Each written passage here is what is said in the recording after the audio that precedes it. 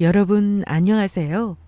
저는 논현동에 살고 있는 60대 중반의 여성으로 지금부터 여러분께 말씀드릴 제 사연은 제가 살면서 가장 뼈아픈 경험을 했던 일입니다. 그러니 부디 여러분들은 제 사연을 듣고 저 같은 일을 겪지 않길 바랍니다. 천사 같은 줄 알았던 저희 며느리의 배반으로 전 하나밖에 없는 아들까지 잃어야 했으니까요. 하지만 며느리는 뻔뻔하게도 그런 제 곁에 붙어서 제 재산을 노리고 있었습니다. 제 옆에서 계속해 착한 며느리인 척 연기를 하며 저에게 재산을 뜯어낼 계획을 세우고 있었던 거죠.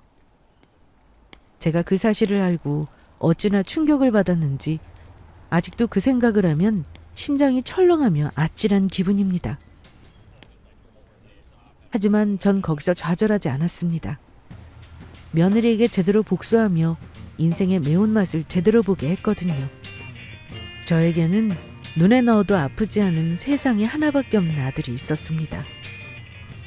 남들이 다 겪은 사춘기에도 저한테 반항 한 번 한 적 없는 말 잘 듣는 착한 아들은 자기를 키우느라 고생한다며 엄마를 커서 호강시켜주겠다고 공부도 아주 열심히 했었죠.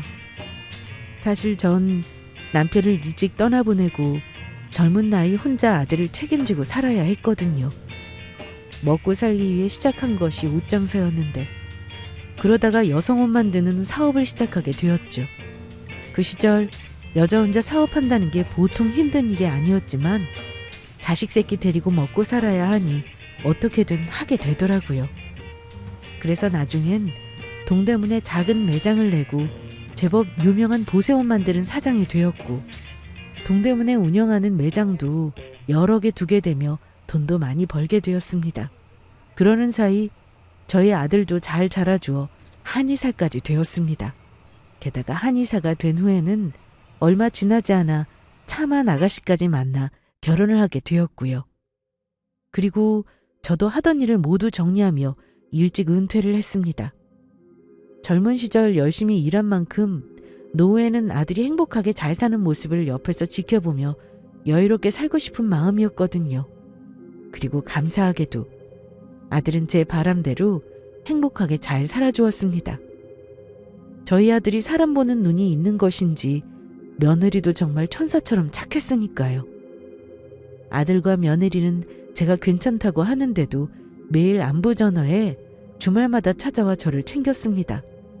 며느리는 자기 친정엄마가 있는데도 제가 꼭 자기 친엄마처럼 느껴진다며 좋다고 하더라고요. 어머니, 그동안 잘 지내셨어요? 제가 어머니 드시라고 반찬 좀 몇 가지 해왔어요. 세상에, 매번 괜찮다고 하는데도 뭘 자꾸 이런 걸 챙겨와. 그리고 이렇게 주말마다 우리 집에 찾아올 필요도 없다는데도. 아무리 니들이 원해서 우리 집 가까운 곳에 사는 건 알고 있지만 원래 시댁 식구는 자주 안 보는 게 좋은 거야. 나는 그냥 명절이나 그럴 때 1년에 한두 번만 얼굴 보면 된다. 엄마, 내가 아무리 말려봐도 소용없어. 정미가 자꾸 엄마 보고 싶다면서 가자는데 어떡해. 이렇게 엄마 보러 오는 수밖에. 다른 집 며느리들은 시댁 가자고 하면 싸움부터 난다고 하는데 정미 너는 그렇게도 내가 좋은 거냐? 그래도 너희들도 쉬어야 하고 매주 오는 건 아니니까 한 달에 한 번으로 줄이든지 해라. 아무리 가까운 사이도 사람 자주 보면 안 좋은 거야. 어머니 죄송한데 저는 그래도 어머니 괜찮으시면 매주 오고 싶어요. 전 어머니 보는 거 즐겁고 좋기만 한걸요? 그러니까 저희 매주 와도 쫓아내시면 안 돼요? 뭐? 그러면 지금 매주 내 얼굴을 보러 오겠다고? 아이고, 알겠다, 알겠어. 아유, 내가 젊은 사람을 고집을 어떻게 말리냐. 너희들 좋을 대로 해라. 어머니 정말이죠? 감사합니다. 시댁 오는 걸 좋아하는 며느리를 어느 누가 싫어할 수 있겠냐마는 그래도 저희 며느리는 유독 저를 따르고 좋아하는 게 느껴졌습니다. 그래서 저도 그런 며느리가 예뻐서 잘해주었죠. 게다가 고생해서 키운 하나밖에 없는 아들이 며느리와 잘 사는 걸 보니 뿌듯하기도 했습니다. 저의 희생이 헛되지 않았다는 생각이었죠. 하지만 저는 전혀 모르고 있었던 거죠. 그 모든 것이 저의 착각이란 사실을. 모든 것은 저희 아들이 세상을 떠나며 밝혀지게 되었으니까요. 저희 아들이 결혼한 지 3년 정도 흘렀을까. 갑자기 이른 새벽에 며느리한테 전화가 왔던 겁니다. 그리고 며느리 입에서 들려오는 소리는 정말 제 생에서 처음 듣는 충격적인 것이었습니다. 어머니 어쩌면 좋아요. 어머니. 종미야, 왜 그러냐? 무슨 일인데 그래? 어머니, 남편이요. 남편이. 그 후로 이어지는 며느리의 말에 저는 그만 주저앉을 뻔했습니다. 무슨 이유에서인지 저희 아들이 새벽에 차를 끌고 밖에 나갔다가 역주행하는 음주운전 차량이 저희 아들 차에 돌진했고 아들이 크게 다쳐 세상을 떠났다는 이야기였던 겁니다. 갑작스런 아들의 죽음에 저는 정신을 차릴 수가 없었죠. 아들이 실려갔다는 병원도 어떻게 갔는지 기억조차 나지 않았을 정도였죠. 그리고 저는 정말로 저희 아들의 시신을 확인하며 졸도하고 말았습니다. 모든 것이 다 악몽 같고 현실처럼 느껴지지 않았어요. 그렇게 저는 갑자기 불어닥친 불행에 정신을 차릴 새도 없이 아들 장례를 치러야 했습니다. 그리고 모든 것이 끝나고 집에 돌아오는 길, 저는 순간 정신을 잃으며 쓰러지고 말았죠. 마지막으로 기억나는 건 놀라 저에게 달려오는 며느리와 지인들의 모습이었습니다. 그리고 병원에서 깨어나게 되었는데 제가 뇌경색으로 쓰러진 사실을 알게 되었습니다. 그만큼 아들이 떠난 충격이 컸던 것이죠.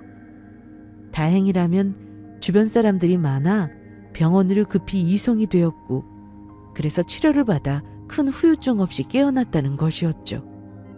다만 왼쪽 다리에 마비가 와 제대로 걸을 수가 없었어요.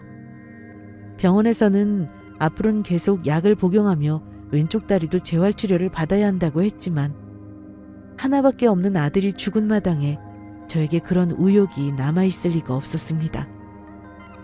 그저 아들을 따라가고 싶은 나쁜 마음이 들며 이렇게 아들이 일찍 떠날 줄 알았으면 뭐하러 그렇게 열심히 살며 돈을 벌었나 싶기도 했습니다. 모든 것이 전부 부질없다는 생각뿐이었어요. 그래서 병원을 퇴원하며 집으로 돌아와 정말로 저는 아무것도 안 하고 죽을 생각을 했습니다. 인이며 재활치료며 제대로 하나 하는 것이 없었죠. 누가 시키지도 않았는데도 아픈 저를 위해 저희 집에서 지내며 저를 챙겨주는 며느리의 성화에 간신히 약이나 챙겨 먹는 게 다였습니다.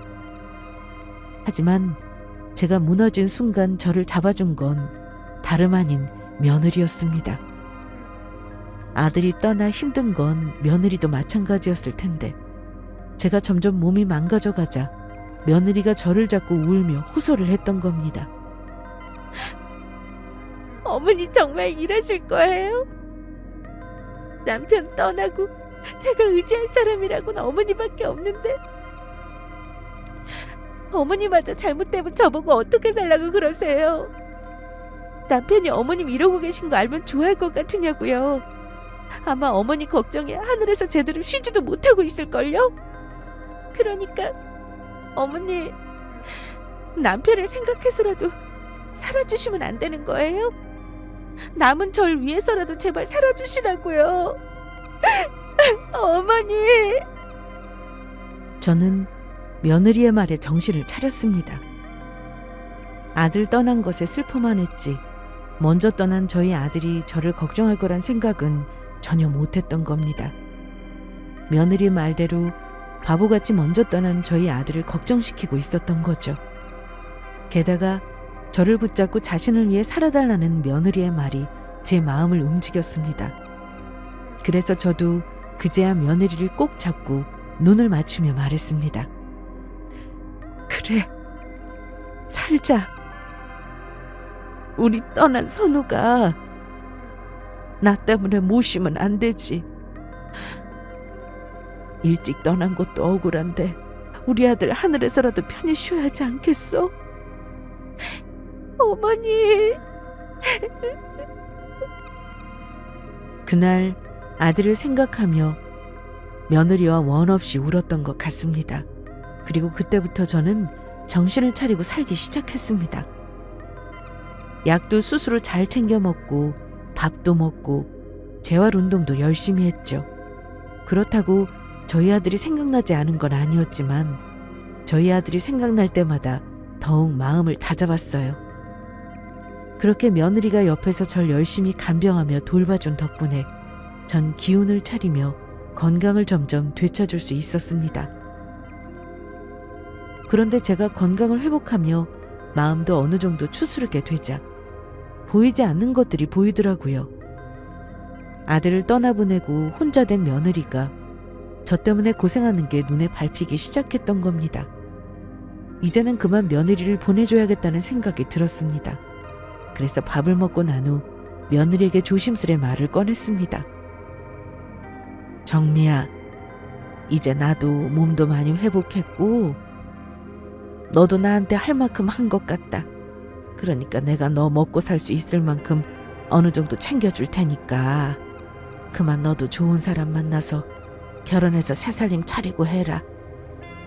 죽은 사람 붙잡아봤자 네 인생에 도움될 거 하나 없어. 어머니, 갑자기 그게 무슨 말씀이세요? 지금 저보고 어머니를 떠나라는 말씀이세요? 싫어요. 제가 왜 어머니 떠나야 하는데요? 솔직히 남편 떠나고 어머니만 힘들었던 거 아니에요. 어머니는 모르겠지만 저도 남편이 너무너무 보고 싶고 생각나서 매일 밤 어머니 몰래 울었다고요. 어머니가 저보고 버티셨듯이 저도 어머니 보고 버텼는데 저보고 떠나라니. 저보고 앞으로 어떻게 살라고요? 저는 남편 대신에 평생 어머니 모시면서 살 거예요. 그러니까 저는 어머니 절대 못 떠나요. 그래도 이거사, 너 아직 젊고 이렇게 창창한데 어떻게 내 옆에서 있으려고 하는 거야? 아프고 늙은 내 옆에 있어봤자 내 병수발밖에 더 들어? 너도 네 인생 살아야 하지 않겠냐고. 어머니, 저 괜찮아요. 어머니 한 번도 남이라고 생각한 적 없고 저는 이렇게 어머님 곁에 있는 게 행복하다고요. 그러니까 어머니, 저보고 가라는 소리만 하지 마세요. 우리가 보고 산 세월이 얼마인데 이제 어머니는 제 친어머니랑 마찬가지라고요. 제가 어머니 평생 모시고 살 거예요. 제가 남편 대신에 어머니 곁에 있을 거라고요. 이 맹추 같은 것. 이렇게 기회를 줬는데도 앞으로는 나도 모른다. 너만 고생 사서 하는 거야. 네, 그럴게요. 제가 고생하며 살 테니 어머니는 제발 건강만 해주세요. 아이고, 이 못난 것, 불쌍한 것.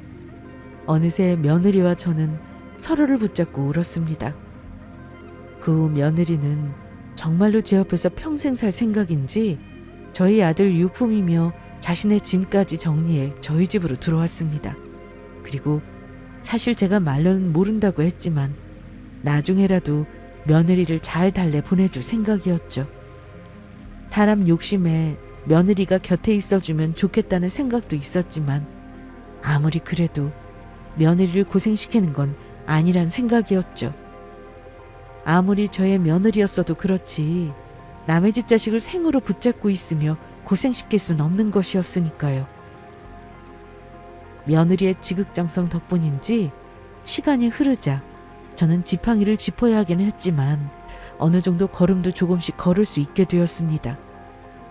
그런데 제 곁에서 저를 간병하느라 고생한 며느리를 보자 문득 그런 생각이 들더라고요. 어차피 저한테는 남은 자식도 없고 가장 가까운 사람이라곤 저희 며느리밖에 없으니 이왕 이렇게 된 거 며느리에게 제 재산을 전부 물려줄까 고민을 하게 된 것이죠. 저희 아들을 대신해서요. 그런데 그런 고민을 하던 찰나에 저는 엄청난 충격적인 사실을 알게 되었습니다. 그 사실을 알게 된 순간 전 그만 너무 놀라 숨이 넘어갈 뻔했으니까요. 그날도 며느리가 제 잠자리를 봐주며 며느리의 도움으로 부축을 받아 저는 침대에 누워 잠을 청하게 되었습니다. 며느리는 항상 제가 자는 것을 확인하고 자기 방으로 향했는데 그날도 제가 잠에 잘 드는지 확인을 하더라고요. 그런데 이상하게 그날따라 잠이 오지 않았습니다. 그래도 저는 자는 척 눈을 감고 있었어요. 제가 자지 않고 깨어있는 걸 알면 며느리도 저 때문에 잠이 못 들 테니 얼른 가서 쉬게 할 생각이었죠. 그런데 그때 며느리 핸드폰으로 전화가 왔는지 진동음이 들려왔고 바로 전화를 받는 며느리의 음성이 들려왔습니다. 자기야, 아까 통화한 지 얼마나 됐다고 벌써 내가 보고 싶어 전화한 거야? 우리 어머니? 노인네 벌써 잠들었지. 지금 내 옆에서 쿨쿨 자고 있다. 자기야, 조금만 기다려. 내가 곧 우리 어머니 재산 전부 받아내서 자기 호강시켜 줄 테니까. 지금까지 공들인 게 얼마인데 설마 내가 이렇게까지 했는데 노인네가 가만히 있겠어? 어머니 어차피 이제 자식도 없고 곧 나한테 당신 재산 전부 준다는 소리 나올 거라고. 뭐 남편 죽은 게 내 탓이 있긴 하지만 내가 직접 말하지 않는 이상 노인네가 어떻게 그걸 알겠냐고. 남편이 내가 바람 피운 거 알고 지랄하더니 밖으로 뛰쳐나갔다가 죽게 될 줄 누가 알았겠어? 어차피 죽은 것도 다 자기 팔자이긴 하지만 그래도 그 덕에 내가 어머니 재산 노려볼 수도 있게 된 거 아니야? 뭐? 내가 자기 회사에 투자하기로 했던 건 어떻게 되는 거냐고? 조금만 기다려봐. 돈도 없는데 무작정 투자할 수도 없고 어머니가 나한테 재산 준다는 소리만 나오면 그때는 내가 돈 마련해서 자기네 회사에 투자할게.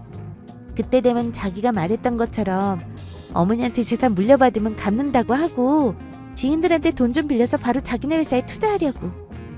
우리 어머니 재산 받으면 같이 떵떵거리며 살아보자. 요즘 노인네가 나한테 더 잘해주는 거 보니까 나한테 재산 준다는 말 나오는 것도 얼마 안 남은 것 같아. 나도 자기 보고 싶고 사랑해. 잘 자. 모든 진실을 알게 되었던 그 순간 저의 심정이란 뭐라고 표현할 말이 없었습니다. 심장이 갈기갈기 찢어지는 것 같았으니까요. 진실은 그랬던 겁니다. 저희 아들이 며느리가 바람 피운다는 사실을 알게 되었고 그래서 며느리와 싸우다가 그 충격으로 밖으로 나가 차를 몰다가 돌진하는 음주운전 차량 때문에 세상을 떠나게 되었던 것이었죠. 그런데도 며느리는 그 사실을 저한테 감쪽같이 속이고 제 재산을 노리고 붙어 있었던 겁니다. 마음 같아서는 당장이라도 침대에서 일어나 며느리에게 따지며 머리채를 잡고 싶은 심정이었습니다. 하지만 저는 피눈물을 흘리는 심정으로 참고 또 참았습니다. 물론 몸이 불편해 그래봤자 며느리와 안 되는 싸움이라는 걸 알고 있었던 것도 있었지만 머리채를 잡는다고 속만 상하지 달라질 것이 전혀 없다는 걸 알고 있었기 때문입니다. 그런 것보다는 저희 아들을 대신해 며느리에게 제대로 복수하며 피눈물을 흘리게 해줘야겠다는 생각이 들었습니다. 저는 그날 저희 아들을 대신해 며느리에게 복수를 하기로 마음을 먹었던 거죠. 그러나 제가 모든 사실을 알고 있다는 걸 모르고 있는 며느리는 계속해 저를 속이며 연기를 하더군요. 지 시어미밖에 모르는 세상에 둘도 없는 착한 천사 며느리로요. 그래서 저는 며느리가 제 아들을 죽게 만들어 놓고도 뻔뻔하게 제 옆에 붙어 있을 정도로 돈에 환장한 인간이니 원하는 대로 해주는 척하다가 제대로 뒤통수를 칠 예정이었습니다. 그래서 저는 악착같이 재활훈련을 하며 일단 저에게 도움을 줄 지인에게 연락을 합니다. 박 사장님, 접니다. 그동안 잘 지내셨어요? 아이고, 이게 누구십니까? 최 여사님 아니세요? 저번에 뵈었을 때 많이 아파 보여서 걱정했는데 지금은 좀 괜찮아지신 겁니까? 네, 다행히 지금은 많이 좋아졌어요. 그런데 박 사장님, 예전에 저한테 한 이야기 있었죠? 제가 도움이 필요할 때 이야기 드리면 언제든지 도와준다고요. 아직 그 말 유효한가요? 당연하죠. 최 여사님이 저 어려울 때 도와주셔서 그 힘든 시기 버티면서 이렇게 회사도 키울 수 있었던 건데 당연히 도와드려야죠. 그래서 제가 뭘 도와드리면 되겠습니까? 알겠습니다. 박 사장님, 그러면 정말 저 좀 도와주세요. 박 사장님의 도움이 지금 저에게 꼭 필요합니다. 박 사장님은 제 젊은 시절 저처럼 동대문에 옷사업을 하던 사람이었습니다.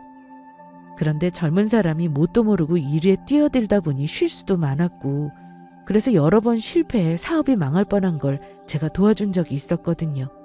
게다가 어떻게 옷을 만들고 팔아야 하는지 제 노하우에 대해 알려주기도 했고요. 저야 동대문 보셋집 사장으로 만족했지만 박 사장님은 꿈이 큰 사람이었고, 그 후에는 저보다 더 잘 돼서 백화점에 매장까지 내는 성공한 사업가가 되었습니다. 그래서 지금까지 서로 연락하며 지내며, 박 사장님은 저에게 감사하게도 자기 도움이 필요하면 언제든지 말하라고 이야기했었죠.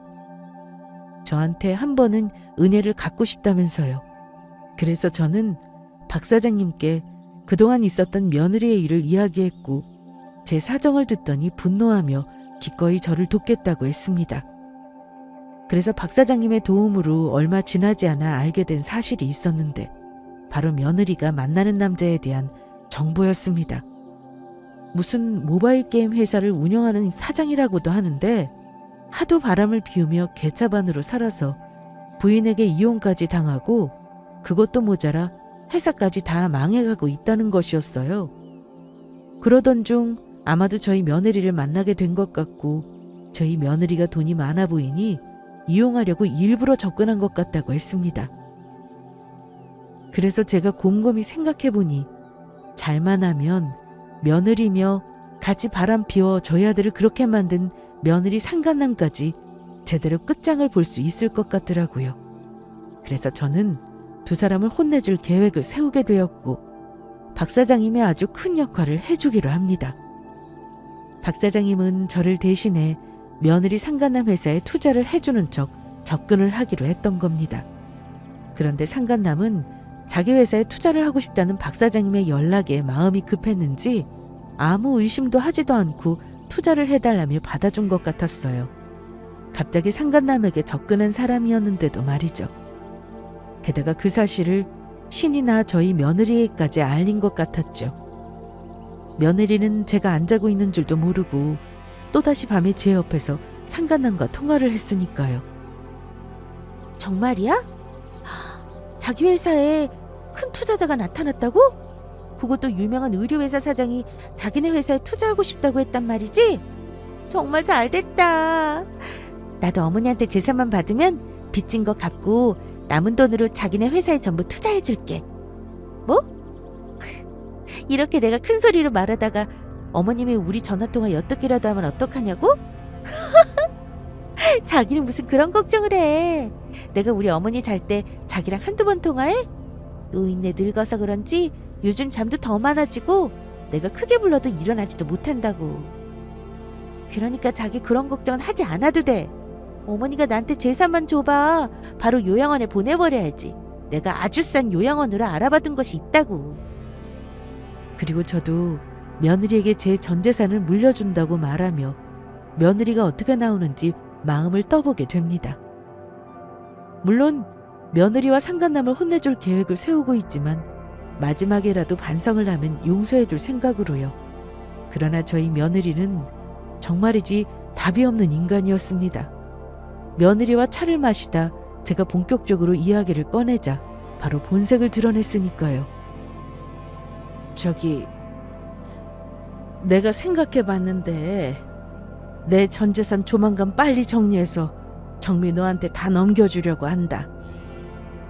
뭐라고요? 어머니 정말이세요? 정말로 어머니 재산 저한테 다 물려주시려고요? 제 말에 며느리는 기다렸다는 듯이 화색까지 돌며 아주 신나서 말하다가 너무 티가 났다고 생각했는지 다시 표정을 고치며 말하더군요. 아니에요. 어머니, 저는 괜찮아요. 이렇게 남편 대신 어머니 곁에 있는 것만으로도 저는 충분히 감사하고 행복한걸요. 그러니까 어머니 재산 같은 건 괜찮아요. 너 정말이냐? 내가 정말로 내 재산 주지 않아도 되겠어? 정미 너 지금 말 확실히 해야 한다. 아니면 나 이 재산 전부 확 사회에 환원해 버릴 테니까. 사회 환원이요? 아니요, 안 돼요, 어머니. 그게 어떤 돈인데? 저 받을게요. 어머니께서 주신다고 하는데 받아야죠. 어머니 감사합니다. 제가 전 재산을 며느리에게 주겠다고 말한 후부터 며느리는 뭐가 바쁜지 저를 돌보는 것 뒷전이고 밖으로 돌기 시작했습니다. 아무래도 제가 전 재산을 준다고 하자 저번에 며느리 상간남이랑 통화한 대로 지인들에게 미리 돈을 빌려 상간남 회사에 투자하려고 그러는 것 같았습니다. 그런데 막상 지인들에게 돈을 빌리고 다니자 마음이 불안했는지 저에게 확인까지 하더라고요. 어머니, 재산 정말 전부 저 주시는 거 맞죠? 그럼 당연하고 말고. 네가 그동안 나한테 어떻게 했는데. 내 재산은 전부 네 거니 아무 걱정 말아라. 네, 어머니. 정말 감사해요. 그리고 바로 결전의 그날이 다가왔습니다. 모든 일을 마무리 짓기로 한 날이요. 그날도 어김없이 며느리는 집을 비운 날이었는데 그래서 저도 쉽게 집을 나올 수 있었습니다. 다행히 거동도 어느 정도 편해져 지팡이를 짚고 저 혼자 잘 걸을 수 있게 되었고요. 그래서 저는 박 사장의 회사로 향하게 됩니다. 물론 집에서 모든 걸 마무리 짓는 방법도 있었지만 혹시 집에서 혼자 일을 해결하려고 하다가 무슨 일이 일어날 줄 몰랐으니까요.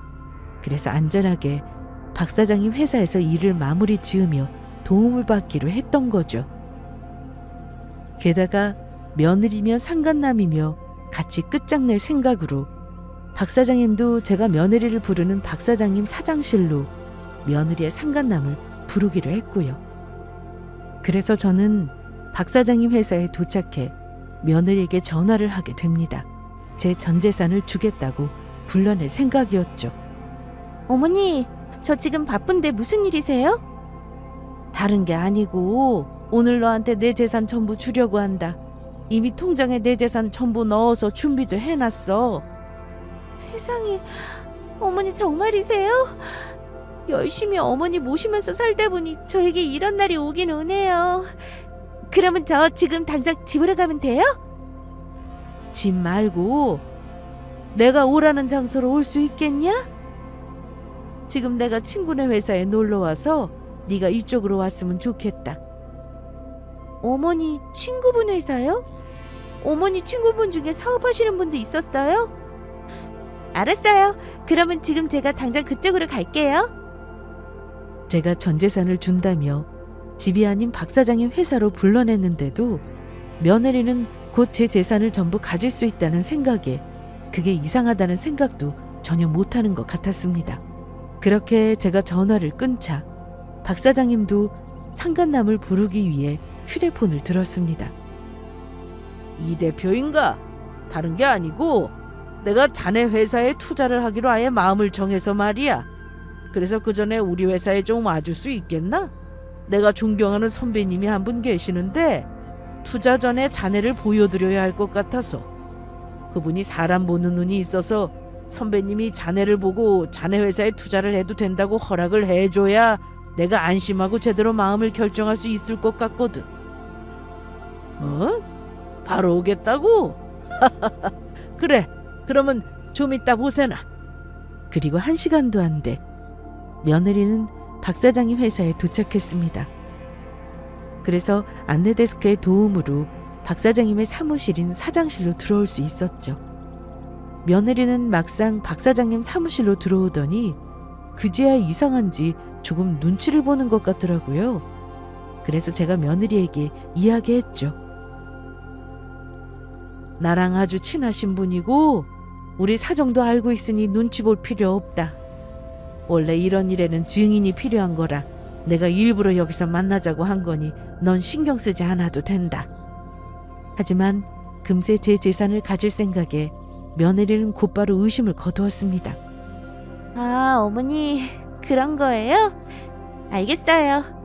그런데 여기 회사 이름도 많이 들어본 것 같고 이렇게 큰 건물에서 지내시는 정도면 엄청 대단하신 분 같은데 어머님이 이런 대단하신 분을 알고 계시는지 몰랐어요. 그런데 어머니 저한테 주시겠다는 통장은요? 내가 앞으로 살면서 쓸 생활비랑 혹시나 다시 아프게 될 때를 대비한 병원비를 빼고 주는 거니까 그렇게 알아라. 내가 한평생 열심히 벌어 모은 돈이니 아껴 써야 한다. 자, 이게 내가 가진 재산 전부니 받아라. 어머니 정말 감사해요. 앞으로 제가 어머니한테 더 잘할게요. 며느리는 제가 통장을 건네주자 콧노래까지 부르며 통장을 펼쳐보았습니다. 그리고 가만히 있어봐라. 얼마나 들어있으려나? 통장에 든 잔고를 확인한 순간 며느리는 놀라 흥분해서 개거품까지 물려고 했습니다. 영원? 내 눈이 잘못된 건가? 어머니, 이게 뭐예요? 분명히 어머니 가진 재산 전부 저한테 주신다고 하지 않으셨어요? 그래놓고 지금 통장에 1,000원 한 장도 안 들어있는데 이게 어떻게 된 거냐고요? 그래. 그래서 그 통장을 준 거다. 그게 내가 가지고 있는 전 재산이거든. 어머니, 지금 저 놀려요? 제가 어머니 재산이 어느 정도인지 대충 아는데 지금 이게 전 재산이라니 어디서 거짓말이세요? 어머니 지금 저한테 재산 주겠다고 약속까지 해놓고 그 돈 주기 싫어서 저한테 사기치는 거죠? 사기는 무슨 사기? 내가 너인 줄 알아? 사기라뇨. 제가 언제 어머니한테 사기를 쳤다고 그러세요? 네가 나한테 사기를 친 적이 없다고? 네 것이야말로 지금까지 나한테 좋은 며느리인 척 연기하면서 사기치고 있지 않았어? 우리 아들 네가 바람 피운 거 알고 충격받아서 집 나갔다가 차 사고 나서 세상 떠나게 된 거 내가 모를 줄 알았냐고. 그래놓고 그 중요한 사실도 숨긴 채 감히 내 재산을 노리고 옆에 찰싹 달라붙어 있었어? 어머니께서 그걸 어떻게... 네가 나 차는 줄 알고 네 상간남이랑 통화했던 내용 전부 들어 진작부터 알고 있었다. 그래서 지금까지 네가 어떻게 하나 보려고 지켜봤던 거고. 그런데 우리 아들을 그렇게 만들어 놓고도 반성할 줄도 모르고 뻔뻔하게 내 재산까지 노렸지? 네가 내 아들 죽인 거나 마찬가지야, 이 살인자! 어머니, 제가 잘못했어요. 처음부터 남편 몰래 바람 피울 생각은 없었는데 저도 모르게 그렇게 돼버렸다고요. 사람 마음이 마음대로 안다는데 어떻게 하라고요? 어머니, 제가 바람 피워서 남편 그렇게 된 건 저도 미안한 일이지만 그래도 제가 어머니 아플 동안 돌봐드렸는데 그거 생각해서라도 어머니 재산 저한테 주시면 안 될까요? 저한테 분명 어머니 재산 주겠다고 약속하셨잖아요. 저 어머니가 재산 주신다고 해서 이미 빚까지 져서 지금 만나는 남자 회사에 투자까지 했다고요. 그런데 이제와 그러시면 저 정말 끝장이란 말이에요. 미쳤다고 내가 우리 아들 죽인 거나 다름없는 너한테 내 재산을 줄 것 같아? 내가 누구 때문에 그렇게 아파서 쓰러지게 된 건데. 그리고 내가 왜 약속을 안 지켜? 난 너한테 한 약속 지켰다. 내가 살아서 쓸 돈만 빼고 전부 사회에 환원해버려서 정말로 지금 가진 돈이 영원이거든. 그러니 내가 너한테 준 돈 영원히 내 전 재산이다. 그러는 인연이야말로 우리 아들이랑 결혼할 때 우리 아들만 평생 사랑한다고 약속하지 않았어? 그래놓고 딴 놈이랑 바람 피워 우리 아들 눈에 피눈물 나게 한 주제에 어디서 약속 타령이야? 네가 망한 거 전부 자업자득인 일이니까 네가 알아서 해결해라. 그때 때마침 인터폰으로 박 사장님 비서한테 며느리의 상간남이 왔다는 소식을 전해받게 되었습니다. 상간남은 박 사장님이 투자하겠다는 말에 눈이 먼 것인지 저희 며느리가 이곳에 와 있는 것도 눈치채지 못하더라고요. 며느리의 상간남은 사무실로 들어오자마자 투자금 이야기부터 꺼냈으니까요.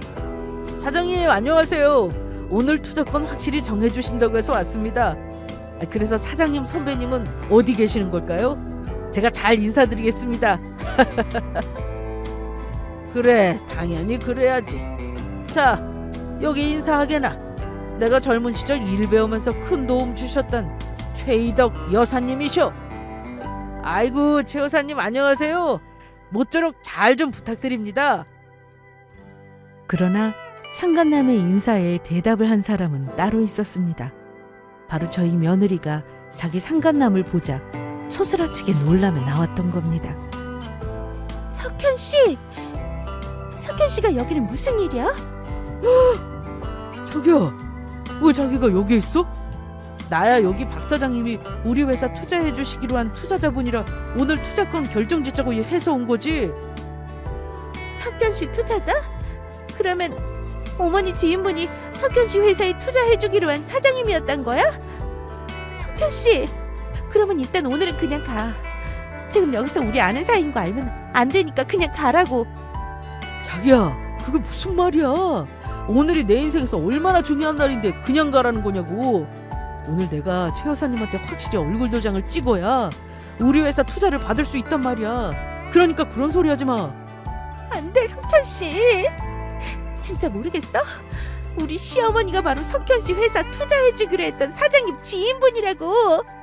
우리 사이 알면 절대로 투자받지 못한다고. 뭐라고? 그러면 이미 자기랑 인사까지 했고 아는 사이인 거 옆에서 들어서 전부 알 텐데 이를 어쩌면 좋지? 이제 어떡하냐고. 그리고 두 사람의 대화에 제가 나서서 말했습니다. 어떡하긴? 니놈 회사 투자는 물 건너간 거지.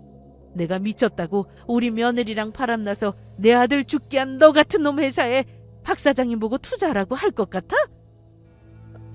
안 됩니다, 최 여사님. 제가 잘못했어요. 그러니까 제발 한 번만 봐주십시오. 박 사장님께서 저희 회사에 투자해주지 않으면 저희 회사 정말 위험해질 수 있단 말입니다.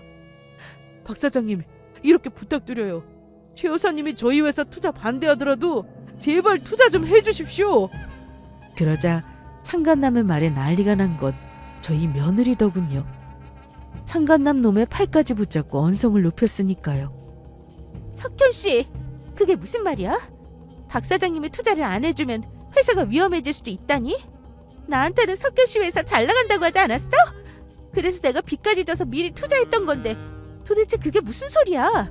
그러면 투자한 내 돈은 어떻게 되는 건데? 지금까지 나 속인 거냐고? 이거 나 지금 박 사장님한테 투자 못 받으면 우리 회사 당장 망하게 생겼는데 그게 문제야? 너 같은 거 필요 없으니까 꺼지라고.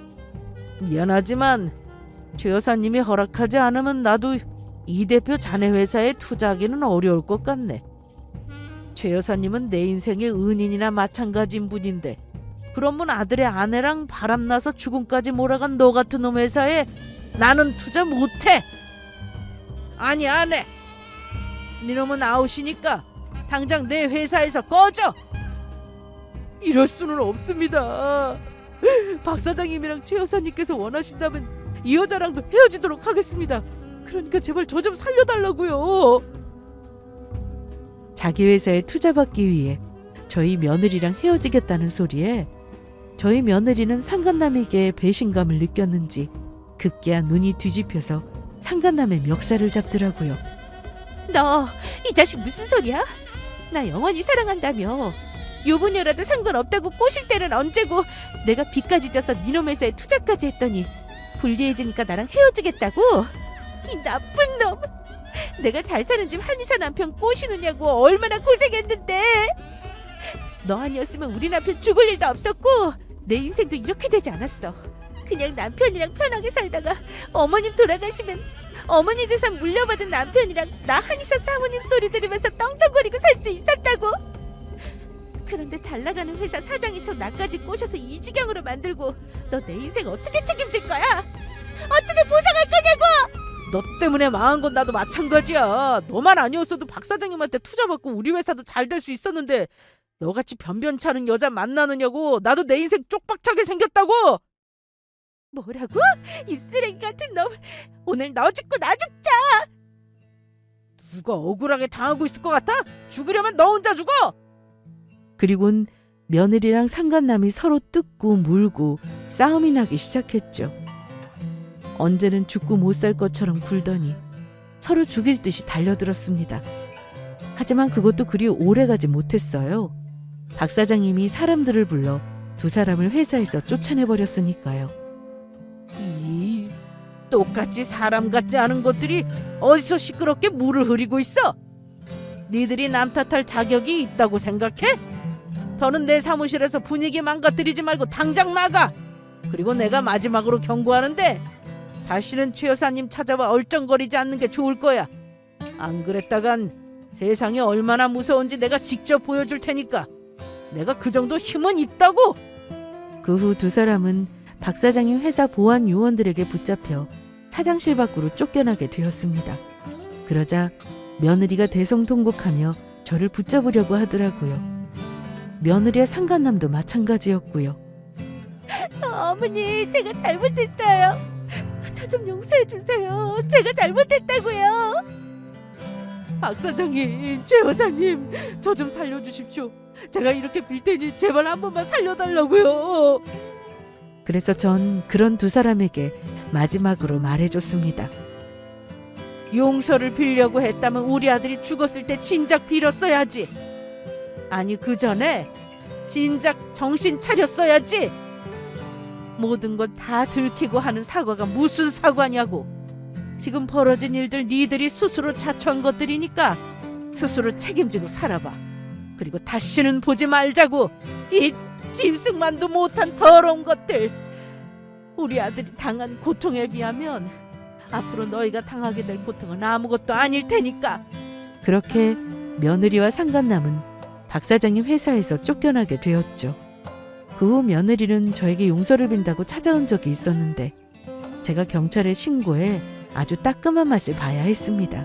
그리고 나중에 알게 된 사실인데 며느리가 상간남을 만나게 된 게 무슨 온라인 게임을 하다가 거기서 만났다고 하더라고요.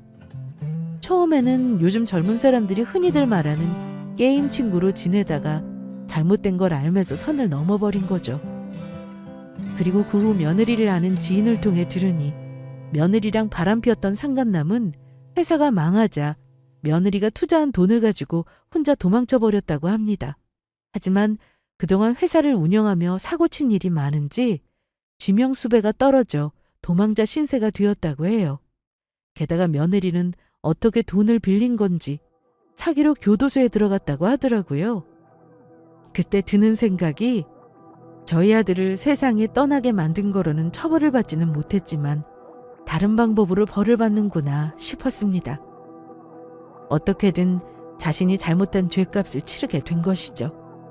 그리고 며느리의 그런 행동을 알게 된 박가사돈과 안사돈은 아예 며느리랑 인연을 끊었다고 해요. 저런 것이 자신들 자식인 게 창피하다면서요. 두 사람은 저에게 직접 전화해 사과까지 했습니다. 딸 자식을 잘못 키워 이런 일을 겪게 해 저에게 죄송하다고요.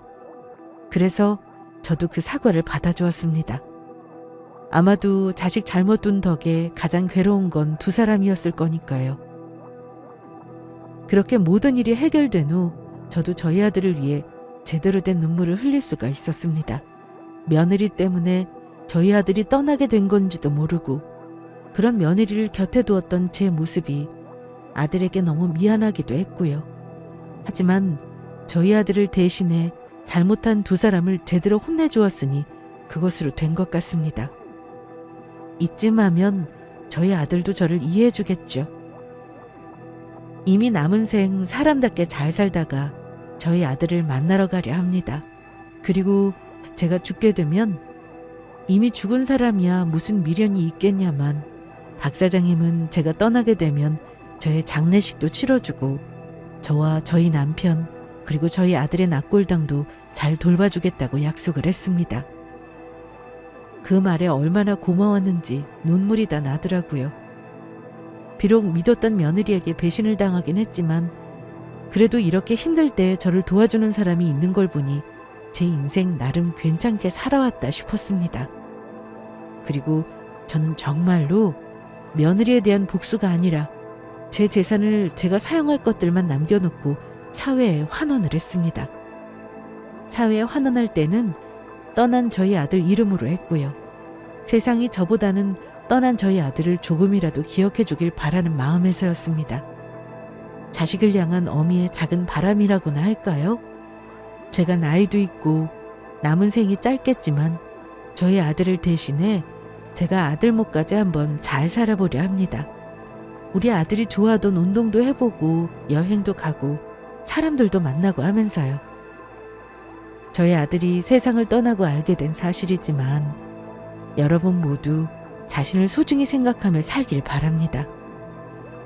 여러분을 사랑하는 가족에겐 여러분만큼 소중한 존재가 세상에 없다는 걸 기억하시고요. 우리 모두가 큰 선물이라는 걸 절대 잊지 말아야겠습니다. 그러면 끝으로 모두 아프지 마시고 건강하시고 행복하시길 멀리서 응원하겠습니다. 감사합니다.